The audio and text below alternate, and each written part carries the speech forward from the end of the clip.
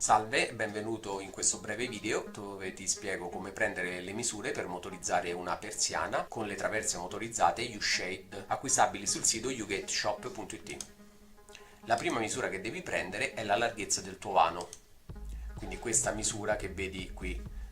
dove vedi il flessometro rosso. Questa larghezza è valida sia nelle persiane a due ante o in quelle monoanta. Ti ricordiamo che una volta acquistata la traversa motorizzata sul sito ugateshop.it puoi richiedere nei commenti all'ordine il taglio su misura e quindi ti manderemo la traversa preassemblata già tagliata nella misura che serve a te. Sul nostro sito, nella sezione automazioni per persiane, raggiungibile da questo menu, trovi i nostri modelli, sostanzialmente sono tre, due a due ante e una monoanta, e di conseguenza trovi anche i corrispondenti modelli Connect che a bordo hanno il sistema di connessione wifi che può essere utilizzato per comandare le persiane anche con una comoda app oppure con un pulsante radio locale.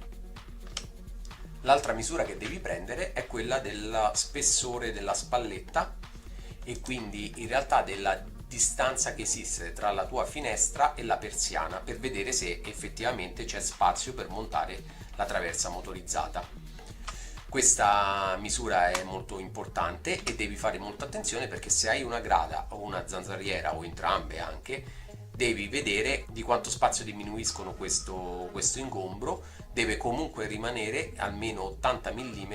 per avere la possibilità di montare la traversa motorizzata. La terza misura, in realtà è abbastanza operativa questa, è quella che esiste tra il cardine e la tua finestra, o grada e zanzariera come abbiamo detto in precedenza. Questa è abbastanza importante anche nel caso tu abbia un cappotto termico perché diventa molto ampia e di conseguenza